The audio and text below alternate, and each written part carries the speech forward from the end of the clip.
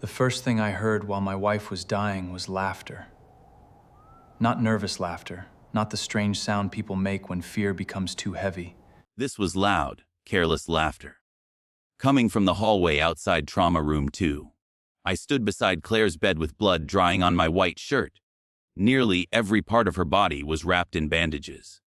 A breathing tube covered her mouth. Machines measured what little life she had left.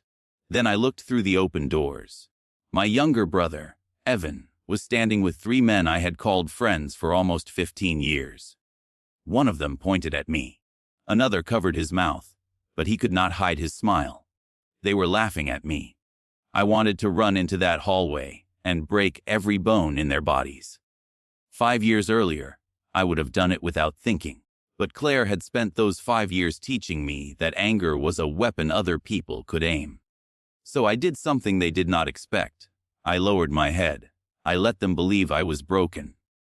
And while they laughed, I began planning how to destroy them. My name is Daniel Mercer. At the time this happened, I was 42 years old and owned a custom motorcycle shop outside Pittsburgh, Pennsylvania. People usually noticed my tattoos before they noticed anything else. Ink covered both arms, my hands, my neck, and a small part of my face. Most of it came from the years when I believed looking dangerous could keep me safe. It did not. I grew up with an angry father, an absent mother, and a younger brother who learned early that charm opened doors faster than honesty. I learned to fight. Evan learned to smile. By 26, I had a criminal record for assault. The man I hit had put his hands on a woman in a bar, but the judge did not care why it started. I served 11 months in county jail. When I came out, no respectable business wanted me. Then Claire walked into the garage where I was repairing motorcycles for cash. She wore a blue dress, carried a broken helmet, and looked at me as if my tattoos were no more interesting than the weather. Her scooter would not start. I fixed it for free because she had only $12 in her purse. The next afternoon, she returned with coffee and a sandwich. That was Claire. She remembered small kindnesses because she knew they were never small to the person receiving them. We married 3 years later. She helped me open Mercer Custom Works. She handled the paperwork while I rebuilt engines. She persuaded a bank manager to consider my business plan instead of my record. She even convinced Evan to join us as sales director when he lost his job. Within 6 years, the shop was successful. We employed 14 people. We built custom motorcycles for athletes, musicians, and wealthy collectors across the country. Claire owned 40% of the company. I owned 40%. Evan owned 20%. That arrangement was Claire's idea. She said Evan needed something that made him feel included. I told her Evan always wanted more than his share. She answered that trust could sometimes make a man worthy of it. I wish she had been right. The morning of the crash started normally. Claire left home at 7 to meet our accountant before work. At 7:38, she sent me a short text. It said, "I found something. Do not mention it to Evan. Meet me at the shop at 9. I called her immediately, but she did not answer. At 7:52, a state trooper called me. Claire's SUV had gone through a guardrail on Route 28. It rolled down an embankment and struck a concrete drainage wall. Rescue workers had needed 40 minutes to remove her. The trooper said the road was dry. There were no skid marks. I reached St. Augustine Medical Center before the ambulance. My hands shook so badly that I could not sign the hospital forms. The emergency team rushed Claire through double doors. A nurse kept asking about allergies, medications, insurance, and next of kin. I answered like a machine. Then Evan arrived with our friends Trent, Kyle, and Mason. They said they had come to support me. For the first hour, they acted concerned. Evan hugged me. Trent brought coffee. Kyle contacted the shop and told everyone to go home. Mason spoke to someone at the front desk. That last detail did not feel important then. Mason Reed was an administrator at St. Augustine. He and I had known each other since high school. He had helped arrange Claire's transfer directly to Trauma Room 2. I thanked him. At 10:20, a surgeon told me Claire had severe injuries to her ribs, left leg, and head. Her lungs were damaged, but she had a chance if the pressure inside her skull stayed under control. I went into the room. I took Claire's bandaged hand and told her I was there. I told her she was not allowed to leave me. I promised we would go back to the little beach in North Carolina where we had spent our honeymoon. Her eyes stayed closed. That was when I heard laughter. I looked into the hall and saw Evan, Trent, Kyle, and Mason near the vending machines. Kyle pointed toward the trauma room. Evan whispered something. All four men laughed. When they saw me watching, their faces changed. Evan stepped forward and asked whether I was all right. I stared at him. He had been laughing while his sister-in-law lay between life and death. I asked what was so funny. He said Kyle had shown them an old video on his phone.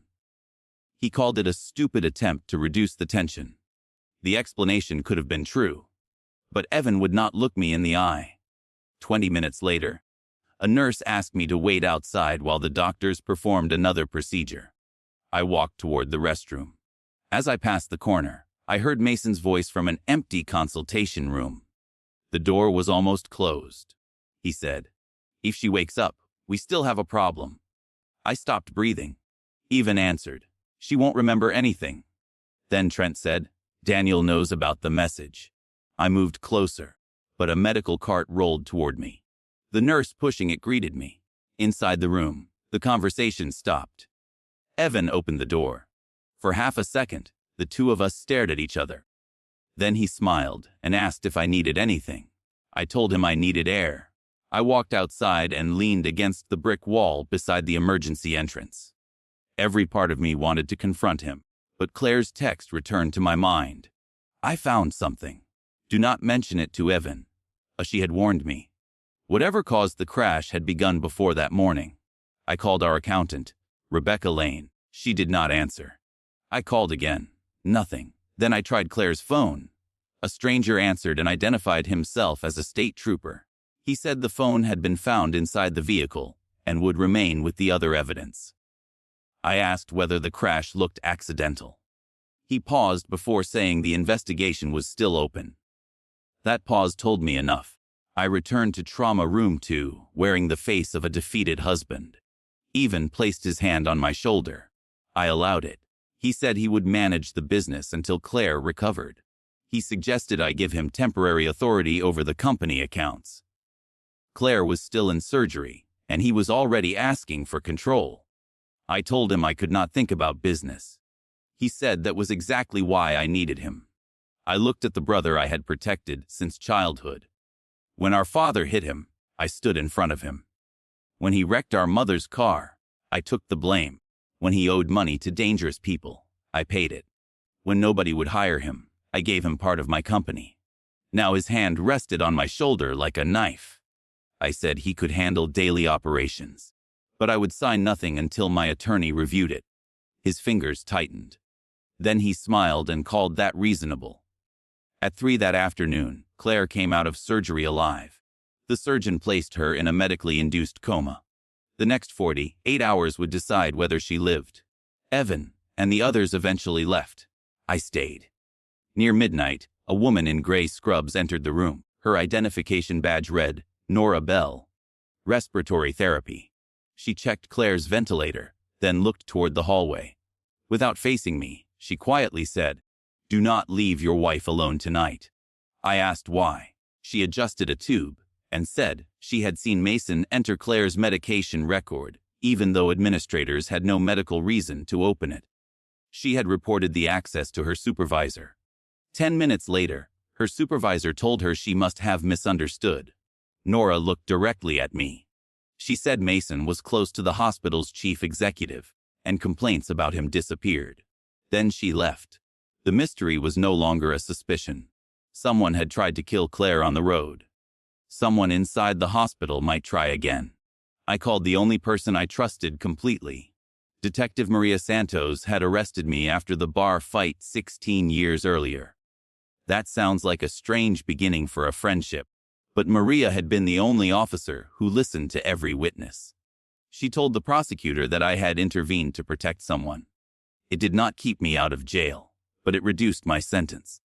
Years later, I repaired her son's motorcycle after he returned from Afghanistan. We stayed in contact. Maria was retired by then, but she still knew people in the Pennsylvania State Police. I explained everything. She told me not to confront anyone, not to eat or drink anything they brought me, and not to leave Claire without a trusted person in the room. She also warned me that overheard words were not proof. We needed records, money trails, messages, and physical evidence. At 2 in the morning, Maria arrived. She wore an old coat and carried a paper bag with sandwiches. For the first time that day, I felt less alone. She sat with Claire while I drove home. Our house looked untouched, but I knew Claire well.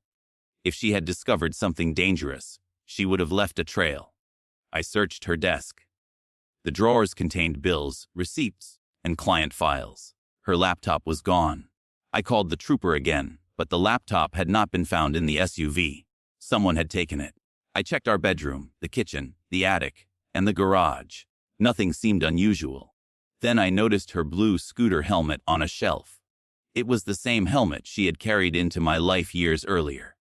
The face shield was cracked, but she refused to throw it away. Inside the lining, I found a small brass key. It belonged to a safe deposit box. There was no note, but the key had a piece of white tape around it. On the tape, Claire had written one word: Rebecca. At 8 the next morning, I finally reached our accountant. Rebecca sounded terrified.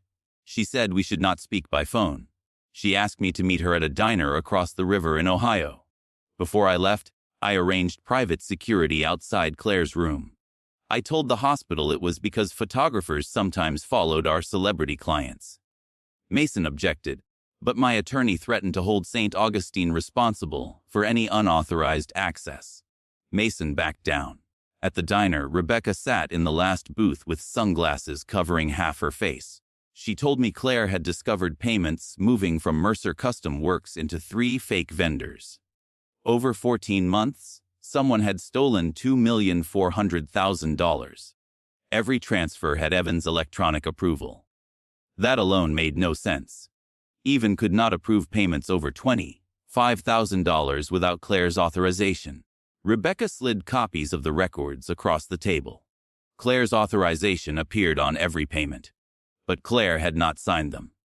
Someone had copied her digital credentials. Rebecca had traced one fake vendor to a post office box rented by Trent. Another was connected to Kyle's construction company. The third paid consulting fees to a nonprofit whose board included Mason. All 4 men were involved. I asked why they needed so much money. Rebecca said the answer might be in the safe deposit box. Claire had opened it 3 days earlier. She told Rebecca that if anything happened, I would know where to find the key. I asked why Rebecca had not gone to the police. She removed her sunglasses. There was a dark bruise below her left eye. She said someone had entered her home the previous night. They took her computer and warned her that accidents could happen to accountants too. I promised I would protect her. She shook her head and told me promises were not protection. Evidence was. The box was registered at a small bank in West Virginia, nearly an hour away. Inside, I found a flash drive, a sealed envelope, and Claire's wedding ring. Seeing that ring frightened me more than anything else. Claire never removed it. She must have known she was in danger before she got into the SUV. The envelope contained a handwritten letter addressed to me.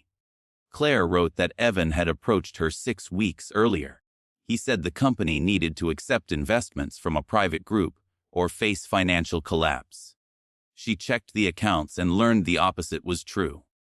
The business was profitable, but millions had been stolen. When she challenged him, Evan claimed he had been forced into it.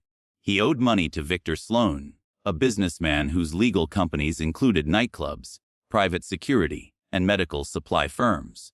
Police had suspected Sloan of laundering money for years, but witnesses regularly changed their stories. Evan had used our company to move Sloan's money through fake purchases. Trent and Kyle created the invoices. Mason helped Sloan obtain hospital contracts for overpriced equipment. Claire had copied everything. Her letter ended with a warning. She wrote, "Daniel, the theft is not the worst part. One of them has been planning to take the entire company. Please do not trust the person who seems most afraid." I read that sentence 3 times. Evan seemed confident. Trent seemed cold. Kyle seemed stupid. Mason seemed nervous, but Rebecca seemed most afraid. I looked at the flash drive. If Claire had warned me about Rebecca, why had she written Rebecca's name on the key? I returned to the hospital without opening the drive. I did not trust my own laptop, and I needed an expert. Maria knew a former police digital analyst named Owen Price. We met him in an empty office belonging to my attorney. The flash drive contained account records, security footage from our shop, photographs of documents, and several audio recordings. In one recording, Evan admitted the theft. In another, Trent discussed removing the brakes from an unnamed vehicle. Then we opened a video recorded by a hidden camera in Claire's office. Rebecca entered after closing time. She used a copied key and connected a small device to Claire's computer.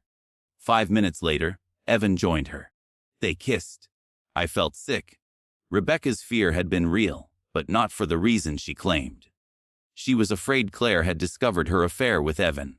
She was also the person who had stolen Claire's digital credentials. The woman who had handed me evidence at the diner was part of the conspiracy. She had shown me enough truth to make her lies believable. Maria asked whether Rebecca knew about the safe deposit box. I said Claire had told her. We understood at the same time. Rebecca had sent me to retrieve the drive because she could not access the box herself. Now she expected me to take it somewhere predictable. I checked my jacket, my shoes, and the papers she had given me. Owen found a tracking device inside the binder holding the financial records. Someone knew exactly where I was. We left through the building's rear exit and placed the tracker beneath a delivery truck heading east. Then Maria contacted a state police captain she trusted. We gave him copies of the files. The captain agreed the evidence was serious, but he warned us that Claire's recordings might be challenged in court. The financial documents needed independent verification. The physical evidence from the SUV had not yet been processed. We had a case, but not one strong enough to guarantee convictions. Worse, someone inside law enforcement might be connected to Sloan. We needed the conspirators to act while honest officers were watching. That evening, I returned to St. Augustine and found Evan waiting in Claire's room. The guard stood outside. Evan had been allowed in because he was family. He sat beside Claire and held her hand. For one dangerous second, he looked like the little boy I had protected. Then I noticed a clear syringe beneath his thigh. I did not attack him. I stepped into the room and asked what he was doing. His hand closed around the syringe. He said Claire's fingers had moved. I walked closer and told him that was wonderful. He slipped the syringe into his jacket pocket. I embraced him. While my arms were around him, I whispered that the doctors expected Claire to wake the next morning. His body became rigid. It was a lie, but he believed it. I added that she might be able to speak. Evan pulled away and stared at me. Then he smiled. He told me we should pray for a miracle. I smiled back. I told him I already had. After Evan left, Nora checked Claire's chart. Someone had entered an order for a high dose of potassium chloride under a resident doctor's name. Given quickly, it could stop Claire's heart. The resident denied entering it. The order had been canceled minutes earlier, probably because my arrival interrupted Evan's plan. Mason had access to the system that could create the false order. We now had evidence of attempted murder inside the hospital. But the syringe was in Evan's pocket. Maria proposed a trap. At 9 the next morning, my attorney informed Evan that Claire had briefly awakened and spoken 2 words. Blue garage. There was no blue garage. It was a phrase Maria created so we could see what the conspirators did with it. Within 30 minutes, Evan called Trent. Police were listening through emergency authorization based on the hospital evidence. Evan told Trent that Claire had hidden something in the blue garage. Trent said there was an abandoned blue repair shop near our original business location. That night, Trent and Kyle broke into it. Officers watched them search the building, but the captain did not arrest them. Breaking and entering would not prove the larger crimes. We needed them to lead us higher. They found nothing. The next morning, Evan visited me in the hospital cafeteria. He looked exhausted. He said doctors sometimes misunderstood sounds made by injured patients. He asked whether I was sure Claire had spoken. I said I had heard her clearly. Then I gave him the next piece of bait. I told him Claire had also said the word Friday. A Friday was 2 days away. Evan's coffee cup stopped halfway to his mouth. He asked what I thought it meant. I said I had no idea, but I watched relief pass through his eyes. There was already something planned for Friday. Owen examined the stolen company records and found a set of unusual payments scheduled for Friday. $12 million would move through Mercer Custom Works to purchase imported motorcycle parts. The supplier did not exist. The transfer would empty our business accounts, draw against our credit line, and leave me personally responsible for nearly $5 million in debt. After the money disappeared, the company would collapse. Avon would claim I had authorized everything while emotionally unstable. The forged records already carried my electronic signature. Claire's crash had not only been meant to silence her. It was designed to remove the one person who understood our finances before the final theft. Once I was ruined, Avon planned to buy the equipment and customer list through another company for almost nothing. He was not helping Sloan take my business. He was taking it for himself. That was the twist Claire had discovered. Sloan believed the Friday transfer was money laundering. Avon intended to steal part of it from Sloan too. My brother was betraying everyone, even the criminals helping him. That gave me a weapon. I asked Maria to arrange a meeting with Victor Sloan. She said it was dangerous and possibly foolish. I agreed. Then I said men like Sloan did not fear the law as much as they feared losing money. We chose a public restaurant with police watching from nearby tables. Sloan arrived alone in a dark suit. He was in his late 50s, silver-haired, calm, and far less dramatic than the stories about him. I told him Evan planned to divert $4 million from Friday's transfer into an account Sloan did not control. Sloan did not react. I showed him one page Owen had found. His eyes moved across the numbers. Then he asked what I wanted. I said I wanted him to cancel the transfer and give police proof of Evan's role. Sloan laughed softly. He asked why he would confess to money laundering. I told him he did not need to confess. He only needed to believe I had already given every document to state and federal investigators. That was partly a bluff. State police had copies, but federal agents were still being contacted. I said that if Claire died, the files would become public. Every journalist in Pittsburgh would receive them. If I died, the same thing would happen. Sloan looked at me for a long time. Then he asked whether I was threatening him. I said no. I was describing the weather. Before leaving, he told me my brother had always believed he was the smartest man in every room. I answered that Evan had spent his life entering rooms I built for him. That night, Claire's brain pressure began to rise. All our plans became meaningless. Doctors rushed her back into surgery. I sat in a waiting room beneath a television showing a cooking program with no sound. For 6 hours, I forgot revenge. I forgot the money, the company, and the recordings. I remembered Claire dancing barefoot in our first apartment. I remembered her painting the walls of the motorcycle shop.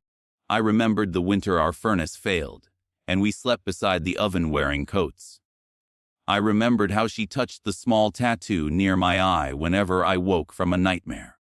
I would have traded everything for one more ordinary morning with her. The surgeon came out shortly before dawn.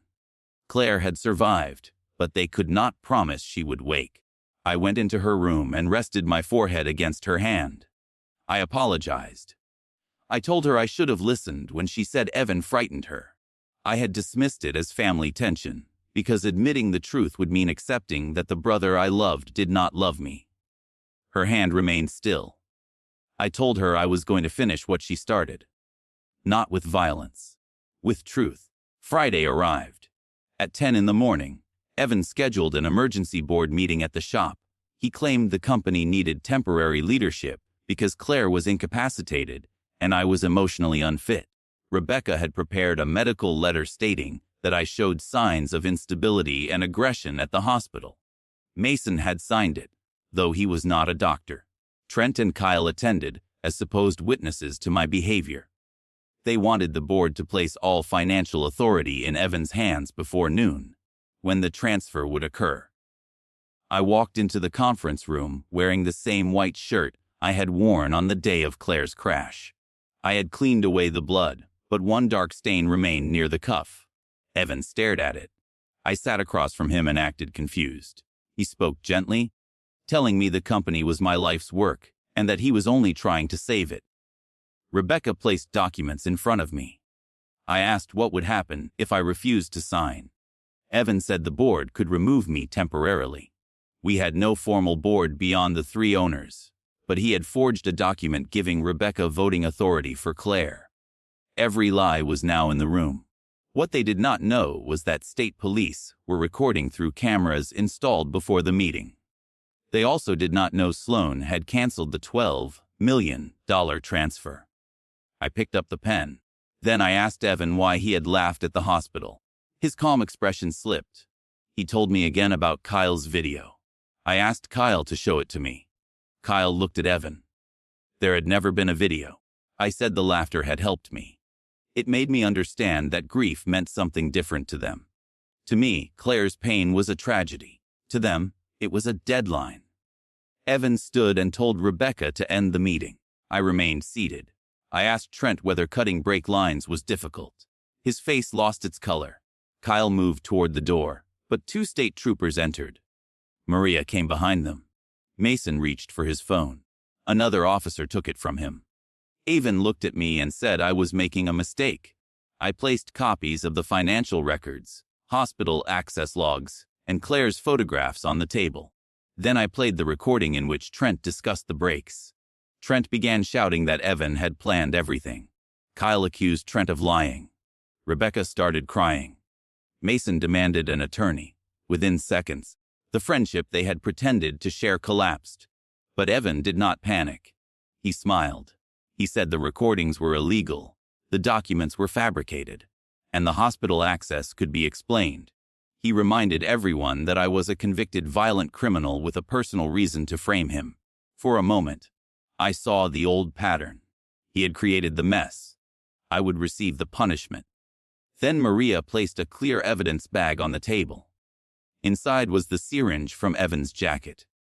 Police had recovered it from a trash container behind his apartment building after following him from the hospital. It contained potassium chloride. His fingerprints were on it. Evan's smile disappeared. Maria added one more piece of evidence. The state police examination of Claire's SUV had found Trent's fingerprints beneath the vehicle near the cut brake line. Traffic cameras also showed Kyle's truck following Claire from our home on the morning of the crash. Kyle looked at Trent. Trent looked at Evan, and Rebecca looked at the exit. Nobody looked at me. The arrests should have been the end. They were not. Victor Sloan was still free, and Evan still believed he could negotiate his way out.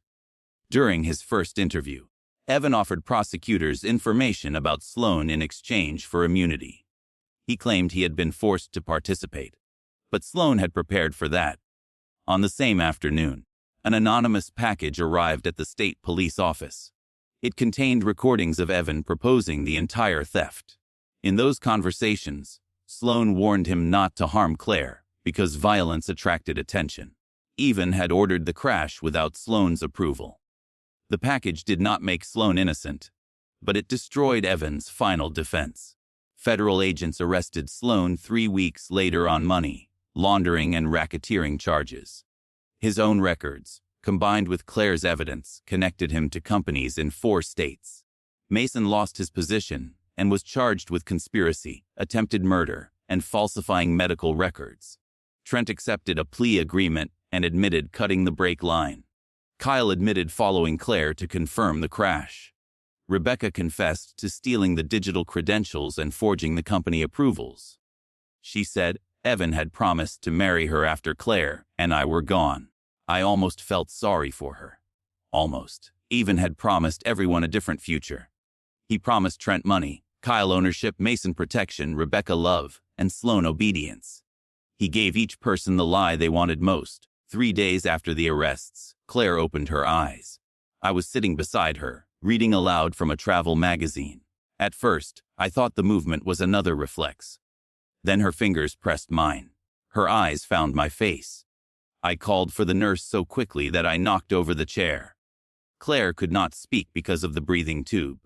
She looked frightened and confused. I told her she was safe. I told her the men who hurt her could not reach her. A tear moved down the side of her face. I wiped it away. Her recovery took months. She needed 4 surgeries and weeks of physical therapy. She had headaches, was missing memories, and nights when the sound of tires on wet pavement made her shake. I stayed beside her, but I did not hide the truth. When she was strong enough, I told her about the laughter, the fake medical order, the Friday transfer, and Evan's arrest. She listened quietly. Then she asked about the wedding ring. I returned it to her. She explained why she had left it in the safe deposit box. If she died, she wanted me to find the evidence. But she also wanted me to remember that our marriage had been the one honest thing in the middle of all those lies. I placed the ring back on her finger. For the first time since the crash, she smiled. The trial began 11 months later. By then, Claire could walk with a cane. She still had scars across her arms and a thin line above her left eyebrow. The prosecutor asked her to testify, but she chose not to appear in person. Her medical condition allowed a recorded statement. I attended every day. Evan sat at the defense table in an expensive suit. His tattoos were hidden because, unlike me, he believed appearance could change truth. His attorney described him as a loyal brother trapped by dangerous criminals. He described me as unstable, jealous, and violent. Then the prosecutor played Claire's files. The jury heard Evan admit to stealing from us. They heard him tell Rebecca that once Claire was gone, I would be easy to control. They heard him promise Trent $100,000 to solve the brake problem. Finally, they heard a conversation recorded the night before the crash. Rebecca asked Evan what would happen if Claire survived. Evan laughed. It was the same laugh I had heard outside Trauma Room 2. He answered, "Then Mason will make sure she doesn't wake up." The courtroom became silent. Evan looked at me. For the first time in my life, I saw fear in my brother's eyes. Not regret, fear. He finally understood that I would not save him. The jury found Evan guilty of attempted murder, conspiracy, fraud, theft, and money laundering. The judge sentenced him to 48 years in prison. Trent received 22 years. Kyle received 12. Mason received 31. Rebecca received 9 after cooperating with prosecutors. Sloan's federal case continued for another year. He was eventually sentenced to 26 years. The government recovered most of the stolen money, but the investigation nearly destroyed Mercer Custom Works. Clients left. Banks froze accounts. Reporters waited outside our gate. Evan had been right about one thing. The company could not survive in its old form, so I closed it. Then Claire and I sold the equipment and used our share of the money to open a nonprofit training garage for people with criminal records, recovering addicts, and veterans struggling to find work. We named it Second Road Workshop. Some people told me that was not revenge. They expected me to burn Evan's house, empty his hidden accounts, or meet him in a dark prison hallway. They did not understand. Revenge is not always destroying what your enemy loves. Sometimes it is building something beautiful from the ruins they left behind. Evan wanted my company, my freedom, my reputation, and my wife. He lost 48 years of his life. I lost a business. But I kept Claire. I kept my name. And I turned the evidence of my worst mistakes, my record, my scars, and the ink on my skin, into proof that a damaged life could still become useful. 2 years after the crash, Claire and I returned to St. Augustine Medical Center. The hospital had new leadership. Trauma Room 2 had been renovated. Mason's photograph no longer hung in the administrative hallway. Nora Bell met us near the entrance. She had been promoted after investigators confirmed she had tried to report the false medication order. Without her warning, I might have left Claire alone that first night. We donated money for a patient advocacy office that operated independently from hospital administrators. Claire walked slowly beside me without her cane. When we passed the vending machines, I stopped. That hallway looked smaller than I remembered. I could almost hear the laughter again. Claire took my hand and asked if I was all right. I looked through the doors of Trauma Room 2. Another family stood inside, holding one another beside a patient's bed. I realized I no longer wanted to break anything. The anger had kept me moving when fear tried to bury me. But I did not need to carry it forever. I told Claire I was ready to go. Before we left, she asked me one question. She wanted to know what I would have done if the evidence had failed. What if the police had not believed us? What if Even had walked free? I thought about the man I had been at 26. That man would have answered with his fists. But Claire had changed the meaning of strength for me. I told her I would have kept searching. I would have placed every document in public view. I would have made the truth too large to bury. She squeezed my hand. Outside, the afternoon sun reflected from the hospital windows. Cars moved along the highway beyond the parking lot. Somewhere in the distance, a motorcycle engine started. Life had continued while we fought to return to it. I once believed the worst sound in the world was my brother laughing while my wife was dying. I was wrong. The worst sound was the silence he expected after she was gone. He thought fear would silence Claire. He thought grief would silence me. He thought money would silence everyone else. Instead, Claire survived. The evidence spoke. And when the prison door closed behind my brother, I finally understood the perfect revenge. He had laughed because he believed our story was over. But his laughter became the first sound of his own ending.